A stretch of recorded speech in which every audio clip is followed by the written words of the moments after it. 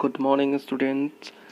Today we will discuss about the next topic of your class 10th physics. That is very important topic, and this is a basic building block of your understanding about the formation of any images. आपको कोई भी images का जो formation होता है उसको समझने के लिए ये जो आपका कॉन्सेप्ट है जो यहाँ पे हम आपको प्रोवाइड करेंगे, this is very important for you. So today we will discuss about the image formation by curved mirror, that is spherical mirror. तो spherical mirror के कारण image का formation कैसे होता है उसको हम लोग समझेंगे. तो बच्चों, to understanding about the image formation by curved mirror or any lenses, we have must be learned about the basic principle behind them. What is the basic principle? देखिए बच्चों, जहाँ पे इमेज का फॉर्मेशन होता है तो उसके लिए ज़रूरी होती है कुछ चीज़ें. देखिए इमेज का फॉर्मेशन क्या होता है, उसके लिए क्या चीज़ ज़रूरी है. फर्स्ट ऑफ ऑल, जब लाइट रेज ना सरफेस से रिफ्लेक्शन या रिफ्रैक्शन करने के बाद जहाँ पे मिले, ध्यान रहे बच्चों, दो या दो से अधिक रेज की बात होगी. जब रेज, बहुत सारी रेज आफ्टर रिफ्लेक्शन, रिफ्रैक्शन या रिफ्लेक्शन करने के बाद जहाँ पे वो मिलेंगी, दे विल मीट एक common point. There that common point, that common place is a victim of image formation. Okay, there will be formed a image. तो वहाँ पे आपका इमेज का फॉर्मेशन होगा. अब देखिए बच्चों, रिफ्लेक्शन तो केवल मिरर में होता है और रिफ्रैक्शन आपका लेंसेज में होते हैं. ठीक है, तो आप समझ लीजिए कि मिरर के केस में, कर्व मिरर के केस में, रिफ्लेक्टेड रेज आफ्टर जो लाइट रेज हैं वो आफ्टर रिफ्लेक्शन जहाँ पे वे मीट करेंगी, there will be a formation of an image. और लेंस की इसी तरह बात करेंगे हम आगे, तो वहाँ पे आफ्टर रिफ्रैक्शन वो लाइट रेज जहाँ मिलेंगी, there will be a image formation. Okay, तो बच्चों, हम इमेज फॉर्मेशंस के लिए for mirror we have taken three kinds of incident rays. ठीक है, और इन तीन काइंड के रेज को हम इंसिडेंट कराएंगे कर्व मिरर के रिफ्लेक्टिंग सरफेस पे, और उस रिफ्लेक्टिंग सरफेस पे वो इंसिडेंट करने के बाद रिफ्लेक्ट करेंगे वो रेज, वो तीनों रेज तो अलग अलग जगह से होके जाएंगी, तीन टाइप की होंगी. और वह रेज जहाँ पे रिफ्लेक्शन के बाद जहाँ पे मिलेंगी वहाँ पे इमेज फॉर्मेशन हो जाएगा. तो उसके लिए हमको समझना होगा वो तीन रेज कौन सी होंगी. तो देखिए, पहली रेज यहाँ पे जो फर्स्ट पॉइंट है, एक जो रेज लेंगे हम, वो हम पहली रेज लेंगे. आप पहले एक ही चीज़ ध्यान समझना, वो रेज होगी प्रिंसिपल एक्सिस के पैरेलल वाली. तो इंसिडेंट रेज जो होगी वो होगी प्रिंसिपल एक्सिस से पैरेलल वाली. तो हम, जब आप बात समझो, अगर आप रेज को प्रिंसिपल एक्सिस के पैरेलल लोगे तो that is first kind of rays. ठीक है, तो पहली जो रेज आपको लेनी है, कैसी लेनी है? प्रिंसिपल एक्सिस के पैरेलल वाली लेनी है. ठीक है, उसके बाद हम बात करेंगे सेकेंड टाइप की रेज की. सेकेंड काइंड का रेज जो होगा, सेकेंड काइंड का रेज जो रेज होगा वो है आपका वो रेज जो आपकी सेंटर ऑफ कर्वेचर से पास करेगी. ठीक है, वो रेज जो कि आपकी सेंटर ऑफ कर्वेचर से पास करेगी. ठीक है, ये तो देखिए सेंटर ऑफ कर्वेचर से पास कर रही है, तो ऐसी रेज लेंगे जो सेंटर ऑफ कर्वेचर से पास करेगी. ठीक है, और तीसरी जो रेज लेंगे, तीसरी रेज आप देख लीजिए, तीसरी रेज लेंगे वो रेज जो कि आपकी पोल से पास करेगी. ठीक है, तो तीन काइंड की रेज हो गई. तो एक रेज कौन सी हो गई आपकी, एक रेज कौन सी हो गई? पोल से पास करने वाली. ठीक है, दूसरी रेज कौन सी हो जाएगी आपकी, दूसरी काइंड की रेज कौन सी हो जाएगी? जो सेंटर ऑफ कर्वेचर से पास करेगी. और आपकी अनदर जो आपका रेज कौन सा लेना है, जो प्रिंसिपल एक्सिस के पैरेलल हो. तो बच्चों, आप यहाँ से ध्यान समझ लो कि हमने तीन इंसिडेंट रे ले लिया. फिर से समराइज कर लेते हैं. पहला मान लीजिए आपका होगा प्रिंसिपल एक्सिस के पैरेलल रेज लेंगे. दूसरा रेज कौन सा होगा? दूसरा रेज होगा आपका सेंटर ऑफ कर्वेचर से पास करने वाली. ठीक है, उसके बाद हमारा तीसरा जो होगा दैट इज़ पोल से पास करने वाला. ठीक है, पोल से पास करने वाला ये. ठीक है। तो ये इंसिडेंट है पोल से पास करने वाला। तो इसके बाद हम देख लेते हैं कि ये तीनों रेज किस टाइप का रिफ्लेक्शन शो करेंगे, यानी कि रिफ्लेक्शन होने के बाद वो कैसे जाना पसंद करेंगे। तो उसके लिए हम समझते हैं पहला, प्रिंसिपल एक्सिस के पैरेलल अगर आप रेज लोगे तो ध्यान समझना बच्चों, प्रिंसिपल एक्सिस के पैरेलल अगर आप रेज लेते हो तो वो रेज हमेशा और हमेशा रिफ्लेक्शन करने के बाद कहाँ से जाएगी, फोकस से जाएगी। इसको ध्यान रखना है, प्रिंसिपल एक्सिस के पैरेलल रेज हमेशा कहाँ से जाएगी, फोकस से जाएगी। ठीक है, फोकस से। ठीक, इसी का वाइस वर्सा भी हम करते हैं, अगर हम फोकस से रेज ले जा रहे हैं तो वो प्रिंसिपल एक्सिस के पैरेलल हो जाएगी। तो ध्यान समझना, प्रिंसिपल एक्सिस के पैरेलल फोकस से या फोकस वाली प्रिंसिपल एक्सिस के पैरेलल, इसका संबंध डायरेक्ट आपस में डायरेक्टली होता है। ठीक है, तो बात समझना, प्रिंसिपल एक्सिस के पैरेलल रेज हमेशा किधर जाएगी, फोकस होकर जाएगी। ठीक है, ये कनकेव मिरर का केस है, कन्वेक्स में भी आपका देखेंगे ध्यान से। तो कनकेव में भी अगर आप प्रिंसिपल एक्सिस के पैरेलल ले जाओगे तो भी रिफ्लेक्शन इस प्रकार से होगा कि उसको अगर हम वर्चुअली, तो कि कन्वेक्स मिरर में आपका इमेज का फॉर्मेशन वर्चुअल होता है, मतलब रेज जो होती है ना वो एक्चुअली कहीं मीट नहीं कराती हैं, तो उनका पीछे वाला पार्ट बढ़ाओगे देखोगे तो फोकस से जाएगा। तो एक्चुअली हुआ क्या, प्रिंसिपल एक्सिस के पैरेलल वाली रेज किधर से पास की, फोकस से। बात समझ में आ गई। तो दैट इज थिंग, तो हमेशा प्रिंसिपल एक्सिस के पैरेलल रेज लेंगे और वो हमेशा फोकस से पास करेगी। ठीक है, बात समझ में आ गई।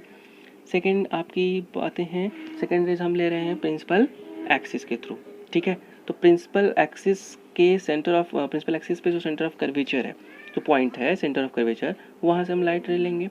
और याद रहे बच्चों कि जब लाइट रे आपकी सेंटर ऑफ कर्वेचर से होकर पास करेगी तो उसका रिफ्लेक्शन करने के बाद वो सेम पाथ से रिट्रेस कर जाएगी। क्या कर जाएगी, सेम पाथ से रिट्रेस कर जाएगी। वो किसी और पॉइंट से नहीं जाएगी, जिस पॉइंट से आई थी उसी पॉइंट के अलॉन्ग वो निकल जाएगी। ठीक है, तो सेंटर ऑफ कर्वेचर की ये ब्यूटी होती है। ये कनकेव मिरर के केस में है और ये कन्वेक्स मिरर के केस में। तो बच्चों ध्यान से समझ लेना बात को। ठीक है, उसके बाद हम देखते हैं पोल का केस में। तो तीसरा हमको ऐसी रेज लेनी है जो पोल से जाएगी। ठीक है, तो पोल के केस में क्या होगा, अब ध्यान समझना, ये इंसिडेंट रे है आई और ये हो गया आपका रिफ्लेक्टेड रेज आर। तो इंसिडेंट रेज जब पोल पे इंसिडेंट करती है तो आफ्टर रिफ्लेक्शन वो जिस एंगल पे इंसिडेंट रे आई थी उसी एंगल से वो रिफ्लेक्टेड हो जाती है। दूसरी बात हम समझते हैं, अगर आपकी इंसिडेंट रेज जो है सेंटर ऑफ कर्वेचर से पास करते हुए जाएगी तो अगेन उसी पाथ पे आफ्टर रिफ्लेक्शन रिट्रेस हो जाएगी। ठीक है, तो रिफ्लेक्शन होने के बाद क्या होगा, अगर सेंटर ऑफ कर्वेचर से इंसिडेंट रेज आई है तो उसका रिफ्लेक्शन उसी पाथ पे होगा, सेम पाथ से रिट्रेस होगा। अगर इंसिडेंट रे अगर आपका प्रिंसिपल एक्सिस के पैरेलल आई है तो रिफ्लेक्शन करने के बाद कहाँ से जाएगी, फोकस से जाएगी। ठीक है बच्चों, समझ में आया। और अगर आपका इंसिडेंट रेज पोल से पास कर रही है तो जो प्रिंसिपल एक्सिस जितने एंगल बना के वो पोल्स पे आई है उतने एंगल से पोल से वो निकल जाएगी। ठीक है, तो सेम एंगल से उसका रिफ्लेक्शन हो जाता है। तो ये तीन चीज़ें आपको ध्यान से समझ लेनी है। ठीक है बच्चों, अब इन्हीं तीनों प्रिंसिपल के बेसिस पे हम इमेज फॉर्मेशन करेंगे कनकेव मिरर का। तो बच्चों आइए देख लेते हैं image formation due to concave mirror when object at a various position। Object को डिफरेंट पोजीशंस पे रखते हैं तो हम देखते हैं कि कनकेव मिरर कैसा इमेज फॉर्म करता है और कहाँ पे करता है और उसका नेचर कैसा होता है उस इमेज का। तो उसके लिए बच्चों बेसिक ध्यान रखना है आपको, मैंने बताया इसके बिहाइंड 3 प्रिंसिपल हैं। ठीक है ना, 3 प्रिंसिपल क्या है, 3 रेज आपको पिक करने हैं। वो कौन सी रेज होंगी, एक प्रिंसिपल एक्सिस के पैरेलल वाली, दूसरी आपको सेंटर ऑफ कर्वेचर से जाने वाली और तीसरी आपकी पोल से होकर जाने वाली। अब बच्चों ध्यान समझो, इन तीनों रेज को हमने क्यों पढ़ा, क्योंकि जब हम इमेज फॉर्मेशंस करेंगे तो वहाँ पे रिफ्लेक्टेड रेज जहाँ मीट करेंगे वहीं करेंगे ना, और रिफ्लेक्टेड रेज एक रेज तो मीट नहीं करेगी ना, कम से कम मिनिमम 2 रेज होनी चाहिए। तो उन्हीं 2 रेज को हम कौन सी 2 रेज लेंगे, वो यही तीनों में से 2 रेज लेना है। ठीक है ना, या तो प्रिंसिपल एक्सिस के पैरेलल वाली लेना है, एज वेल एज आपको सेंटर ऑफ कर्वेचर से पास करने वाली लेना है, या एज वेल एज पोल से पास करने वाली लेना है। यानी 3 रेज को हम पिक करेंगे और यही जो रिफ्लेक्शन करने के बाद प्रिंसिपल को जस्ट अप्लाई करने के बाद जब ये आफ्टर रिफ्लेक्शन ये जहाँ पे मीट करेंगे इन्हीं तीनों को हमको लेना है, केवल कंसिडर करना है, बाकी रेज को नेगलेक्ट करेंगे। ठीक है, तो इन तीनों रेज जहाँ पे आपकी आफ्टर रिफ्लेक्शन मीट करेंगे वहीं इमेज फॉर्मेशन बनेगा। तो ध्यान समझो, तो इन्फिनिटी अगर ऑब्जेक्ट है तो ऑब्जेक्ट से रेज कैसी आएंगी, पैरेलल आएंगी, इसको हमेशा याद रखना है। अगर ऑब्जेक्ट इन्फिनिटी में है तो रेज आपकी कैसी आएंगी, पैरेलल आएंगी। ठीक है, तो ऑब्जेक्ट आपका इन्फिनिटी पे है यहाँ पे, तो रेज कैसी हैं, पैरेलल है। और हम जानते हैं कि पैरेलल रेज जो हमारा फर्स्ट प्रिंसिपल था ना, पैरेलल रेज कहाँ मिलती हैं आफ्टर रिफ्लेक्शन, फोकस पे। तो ऑब्वियसली सारी पैरेलल रेज ही हैं, ऑब्जेक्ट इन्फिनिटी पे है तो ऑब्जेक्ट से सारी रेज पैरेलल आएंगी, वो सारी पैरेलल रेज कहाँ पे मीट करेंगी, एट द फोकस। तो हमेशा जो आपका सारी रिफ्लेक्टेड रेज फोकस पे ही मिलेंगी, तो इमेज हमारा कहाँ बनेगा, जहाँ रिफ्लेक्टेड रेज मिलती हैं, दैट इज़ फोकस पे। ठीक है, और यहाँ पे नेचर देख लेंगे, चूँकि आपका रियल रेज है, ठीक है, डायरेक्टली वही रेज मिल रही हैं, तो दैट इज़ रियल।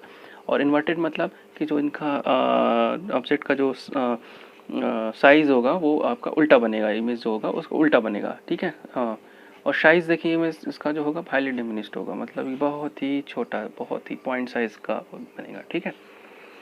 यहाँ ट्रिक क्या रख सकते, जहाँ इन्फिनिटी होगा वहाँ पे फोकस करेंगे, ठीक है। तो इन्फिनिटी हो गया तो इमेज कहाँ बन रहा है, पोजिशन ऑफ इमेज फोकस पे। ऑब्जेक्ट बियॉन्ड सी देखिए, बियॉन्ड सी का मतलब क्या हुआ बच्चों, ध्यान समझना। बियॉन्ड सी का मतलब हुआ इन्फिनिटी और सी के बीच में। कहाँ पर रखा है ऑब्जेक्ट, इन्फिनिटी और सी के बीच में। सी क्या है, सेंटर ऑफ कर्वेचर। तो देखिए इन्फिनिटी जहाँ पे होगा बच्चों वहाँ पे हमको क्या करना है, फोकस। तो इन्फिनिटी यहाँ पे है तो फोकस लिख दिया, ठीक है।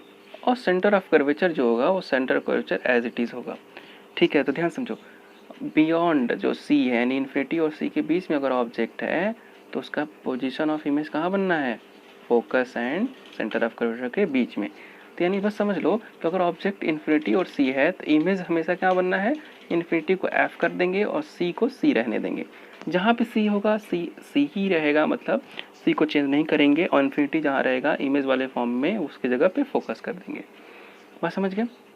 अब देखो इसमें भी हमने क्या किया, इमेज फॉर्मेशन के लिए इसमें भी हमने तीन रेज को लेनी है, तो तीन में से मिनिमम 2 ले सकते हैं। तो मान लीजिए हमने ले लिया पैरेलल और एक ले लिया पोल वाला, ठीक है। आप चाहो तो तीसरा भी ले सकते हो जो सेंटर ऑफ कर्वेचर वाला है, लेकिन आप देखोगे इसमें 2 रेज लेने से ही आपको इमेज का फॉर्मेशन मिल जाएगा, मतलब ये दोनों रेज ही जहाँ मिलेंगी वहीं पे तीसरी सी वाला भी लेंगे तो भी यहीं से जाएगा, पास करेगा। तो 2 से भी आपका काम चल सकता है, ठीक है। तो अब देखो एक पैरेलल लिया और एक लिया मैंने पोल पे इंसिडेंट करा के, ये दोनों रिफ्लेक्टेड रेज देखोगे तो ये एफ और सी के बीच में ही मिलते हैं। एफ और सी का मतलब फोकस और सेंटर ऑफ कर्वेचर के बीच में। बच्चों ध्यान से इस चीज़ों को समझ लेना, फोकस और सेंटर ऑफ कर्वेचर सब कुछ बता चुके हैं प्रीवियस लेक्चर में, तो यहाँ पे आप लोग इसको कम से कम रिपीट कर लेंगे, ठीक है। तो एक ट्रिक मेरी समझ में आई, अगर ऑब्जेक्ट इन्फिनिटी पे है, ठीक है, अब अगर ऑब्जेक्ट इन्फिनिटी पे है तो आपका इन्फिनिटी की जगह इमेज के लिए क्या करते हैं, एफ करते हैं। अगर ऑब्जेक्ट इन्फिनिटी और सी पे है तो इमेज के लिए क्या करेंगे, इन्फिनिटी को एफ करते हैं और सी को एज सी ही रहने देते हैं, ठीक है। तो अब इसी तरह से सारे हम ट्रिक बना लेंगे। तो देखो तीसरा है ऑब्जेक्ट एट सी, सी को हम क्या करते हैं इमेज फॉर्मेशंस के लिए, जब ऑब्जेक्ट आपका सी पे है तो इमेज के लिए सी ही होता है, यानी कि अगर आपका ऑब्जेक्ट सी पे रखा है यानी कि सेंटर ऑफ कर्वेचर पे रखा है तो इमेज कहाँ बनेगा आपका, वो भी सी पे ही बनेगा। तो उसका साइज क्या होगा, सेम साइज का होगा, ठीक है। Nature real and inverted, real inverted लगभग मैक्सिमम केस में चलेगा, एक केस जो होगा उसमें आपका रियल नहीं होता है। अच्छा सेकंड वाले में देख लीजिए, बियॉन्ड सी वाले में तो उसमें साइज जो होगा स्मॉल होगा, ठीक है। और कहाँ बनेगा वो मैंने बता दिया, ट्रिक बता दिया है कि बियॉन्ड सी का मतलब क्या हुआ, सी और इन्फिनिटी के बीच में। भाई इन्फिनिटी था, ऑब्जेक्ट को फिर धीरे घसकाते घसकाते सी की तरफ ला रहे हैं, भाई इधर इन्फिनिटी नहीं था तो इन्फिनिटी से सी के बीच में लाएंगे, तो इमेज के लिए इन्फिनिटी को सी कर देते हैं और सी को सी ही रहने देते हैं, ठीक है। और साइज अब याद रखना है, साइज स्मॉल होगा, ठीक है। और नेचर आपका रियल इन्वर्टेड सबको चलता जाएगा, केवल एक केस इसमें एक्सेप्शन मिलेगा, ठीक है। बच्चों समझ में आ गई, आपको बात समझ में आ गई होगी, होप सो दैट, ठीक है। नेक्स्ट हम चलते हैं, अब हम सी तक पहुंच चुके हैं, इधर से इन्फिनिटी पे थे, ठीक है, इन्फिनिटी पे थे, फिर उसके बाद हम इन्फिनिटी और सी पे आए, इन्फिनिटी और सी के बीच में है, उसके बाद हम सी पे भी आ गए। अब सी से आगे बढ़ेंगे तो हम किधर चलेंगे, फोकस की तरफ ऑब्वियसली। तो आइए हम देखते हैं अगला केस। तो चौथा जो केस है आपका दैट इज सी और एफ के बीच में, सी तक हम पहुंच चुके थे, अब हमको धीरे धीरे मिरर की तरफ चलना है, ठीक है ना। तो अब देखिए सी और एफ के बीच में करें, सी और एफ के बीच में, ठीक है। तो यहाँ पे इमेज देखिए, इमेज में क्या बताया मैंने, सी ही रहेगा, और याद रखिए एफ जो होगा ये हो जाएगा आपका इन्फिनिटी, एफ क्या हो जाएगा, इन्फिनिटी। तो याद रखना है जब अगर आपका ऑब्जेक्ट इन्फिनिटी पे होगा तो इमेज एफ पे होगा, अगर ऑब्जेक्ट एफ पे होगा तो इमेज इन्फिनिटी पे होगा। तो एफ इन्फिनिटी को इंटरचेंज कर देना है, अगर यहाँ एफ दिखा तो वहाँ पे इन्फिनिटी लिख देना है, ठीक है, और सी को सी ही रहने देना है इमेज में। बस समझे, ट्रिक याद रखना है, ठीक है। तो इमेज हमारा कहाँ बनने वाला है, अगर सी और एफ के बीच में है, सी एंड एफ ऐसे कर दिया, तो सी एंड एफ है तो मतलब सी को सी ही रहने देना है इमेज के लिए, और एफ को क्या कर देना है, इन्फिनिटी। तो सी और इन्फिनिटी के बीच में, यानी कि बियॉन्ड सी बोलते हैं, सी और इन्फिनिटी के बीच में मतलब बियॉन्ड सी, ठीक है। तो कहाँ बनेगा, बियॉन्ड सी। और ये जो रेज आपकी ये आफ्टर रिफ्लेक्शन दिखाई जा रही है, वो वही तीन प्रिंसिपल की जो रेज जो मैंने बताए आपको, एक पैरेलल लिया है यहाँ पे, एक पोल्स लिया है, और ये दोनों आफ्टर रिफ्लेक्शन देखिए जहाँ मिल रही है वहाँ इमेज बन रहा है। तो अब इसकी नेचर देख लेते हैं। नेचर रियल लिमिटेड सब में होना है, बस एक केस और लास्ट का केस आएगा, मैं बताऊंगा। अब इसमें क्या होगा, सी की देखिए इन्फिनिटी से जब सी तक आएंगे ना बच्चों, तो इमेज की साइज छोटी ही रहती है, ठीक है ना। पहले बहुत छोटी होती है इन्फिनिटी पे, फिर थोड़ा बढ़ती है, और सी पे सेम साइज ही हो जाती है। और सी से, यानी सी मतलब सेंटर ऑफ कर्वेचर से जब हम मिरर की तरफ बढ़ेंगे, कनकेव मिरर की तरफ, तब जाके साइज जो होती है वो इनलार्ज होना स्टार्ट होती है, ठीक है। तो ये चीज़ ध्यान रखना। तो सी के बाद जो साइज होगी इमेज की ना, वो इनलार्ज होती चली जाएगी। बात समझ गए होंगे। नेचर हमेशा रियल इन्वर्टेड होने वाला है। उसके बाद हम ये नेक्स्ट पॉइंट देखते हैं,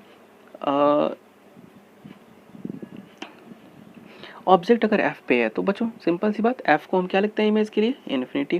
तो अगर एफ पे है ऑब्जेक्ट तो उसका इमेज कहाँ बनेगा, इन्फिनिटी। और इन्फिनिटी का मतलब बहुत बड़ा, तो हाईली इनलार्ज हो जाएगा, और रियल इन्वर्टेड कॉमन ही है, ठीक है। तो कनकेव मिरर में नेचर जो होगा रियल इन्वर्टेड, पोजीशन जो आपका होना है वो इन्फिनिटी पे होना है, और साइज कहाँ हो क्या होना है, हाईली इनलार्ज होना है। ओके बच्चों, बात समझ में आ गई। चलिए उसके बाद हम देखते हैं छठवां। छठा जो केस है आपका, छठा जो केस है दैट इज वन। छठा जो केस है very important, this is exceptional. देखोगे इसमें नेचर जो है ना, इसमें वर्चुअल और इरेक्ट आएगा। सब में क्या था, रियल इन्वर्टेड था, लेकिन यही जो केस है कनकेव का, इसमें वर्चुअल इमेज, आभासी, और इरेक्ट होगा, यानी सीधा इमेज बनेगा। सब में उल्टा होता। ये देखिए इसमें होता क्या है, अगर इसमें कहाँ रख रहे हो आप, एफ और पी के बीच में, ठीक है, एक्सेप्शन है, एफ और पी के बीच में रखोगे तो इसमें एफ को इन्फिनिटी मत कर देना, ठीक है। और पी को आपको कुछ निकाह भी करना नहीं है, आप बस इसका ध्यान रखो, एफ और पी है तो इस केस में बस ध्यान रखना है कि आपका जो इमेज होगा वो मिरर के ठीक बिहाइंड होगा। इस केस में क्या होगा, बिहाइंड द मिरर, और very enlarge of the size of the image, ठीक है। तो ऑब्जेक्ट के साइज से बड़ा साइज का इमेज बनेगा बिहाइंड द मिरर। तो फोकस के बाद जो होगा, फोकस और पोल के बीच में अगर ऑब्जेक्ट रखते हैं तो ये एक्सेप्शन के साथ है, जिसमें आपका वर्चुअल और इरेक्ट इमेज बनता है। मतलब कि इमेज जो होगा वो मिरर के पीछे साइड में बनता है। पीछे साइड का मतलब वर्चुअल, क्योंकि पीछे तो कुछ दिखेगा नहीं। बाकी सारी केसेस में क्या था कि इमेज जो थी वो स्फेरिकल मिरर के सेम साइड में बन रही थी, जिस साइड से आपकी इंसिडेंट रेज आ रही थी। लेकिन ये जो एकमात्र केस है फोकस एंड पोल वाला, इसमें जो इमेज का फॉर्मेशन होगा वो बिहाइंड द मिरर होगा, यानी just opposite side of the incident raise. बात समझ गए। तो सारे केसेस जो कनकेव मिरर के थे उसमें जो इमेज का फॉर्मेशन था वह सेम साइड में था, ठीक है, समझ गए बात को। सेम साइड तरफ था जिधर इंसिडेंट रेज आ रही थी। और यहाँ पे नेचर समझ लो, नेचर वर्चुअल है इरेक्ट, क्योंकि पीछे साइड में है। पीछे तो मिरर के कुछ हमको आभास ही कर सकते हैं, उसको हम रियलाइज ही कर सकते हैं, उसको हम रियलिटी में देख नहीं सकते। बिहाइंड द मिरर है तो वर्चुअल इरेक्ट होगा और साइज इनलार्ज होगा, ठीक है। तो सी के बाद सारे केसेस में आपके इमेज के साइज जो हैं वो इनलार्ज आने वाले हैं। तो बात आपको समझ में आ गई होगी बच्चों। तो एक बार फिर से आप रिपीट कर लो इस वीडियो को और अच्छे से समझ लो, ठीक है। तो टोटल 6 केसेस हैं, 6 केसेस यानी कि 6 जगह ऑब्जेक्ट को हम रख के डिफरेंट पोजीशन पे हम इमेज को गेट कर रहे हैं। और इमेज कैसे बन रहे हैं, यही 3 प्रिंसिपल, 3 रेज को मैं ले रहा हूँ, उनको रिफ्लेक्ट करा रहा हूँ, और रिफ्लेक्ट कराने के बाद जहाँ पे वो मीट कर रहे हैं वहाँ पे इमेज का फॉर्मेशन हो रहा है। और वो इमेज का फॉर्मेशन जैसे जैसे हुआ उसके लिए मैंने यहाँ नोट डाउन किया। तो उसको याद रखना है, आपको याद रखना है, और याद करने के बाद आपको वहाँ पे इमेज फॉर्मेशन बनाना है, ठीक है ना। मतलब कहने का सेंस है कि अगर आप जानते हो, सपोज दैट कि आपका ये वाला केस समझ लो, अगर आप जानते हो कि ऑब्जेक्ट अगर एफ पे रखते हैं तो एफ का मतलब समझ के इन्फिनाइट पे रखते हैं, तो इन्फिनाइट पे रखने का मतलब कि वहाँ पे जो इमेज होगा, इमेज के लिए जो रिफ्लेक्टेड रेज होंगी वो पैरेलल चली जाएंगी, क्योंकि जो भी चीज़ इन्फिनाइट है वो वहाँ पे पैरेलल रेज होती हैं। जैसे अगर ऑब्जेक्ट रखे हैं तो लाइट रेज वहाँ से पैरेलल आएंगी। अगर इमेज ही इटसेल्फ इन्फिनाइट पे चला गया तो रिफ्लेक्टेड, जो कि इमेज किससे बनता है, रिफ्लेक्टेड रेज से, और ऑब्जेक्ट जो होता है वो इंसिडेंट रेज होता है। तो रिफ्लेक्टेड रेज अगर आपका पैरेलल है that means image is that infinity. तो आप जानते हो कि इमेज इन्फिनिटी है तो इमेज जो रिफ्लेक्टेड रेज है that will become the parallel. Okay, तो ये चीज़ें आपको याद रखनी है, ठीक है। तो पहली चीज़ आपको ये याद रखना है कि आपका ये ऑब्जेक्ट कहाँ रखेंगे, तो इमेज कैसा होगा, ये सारी चीज़ें। उसके बाद इमेज आप जहाँ पे बन रहा है उसी के हिसाब से आप यहाँ पे कंसेप्ट को ध्यान में रखते हुए आप रे डायग्राम बना लोगे, ठीक है बच्चों। तो इसको अच्छे से प्रैक्टिस कर लेना, और कोई भी डाउट होता है तो यू कैन आस्क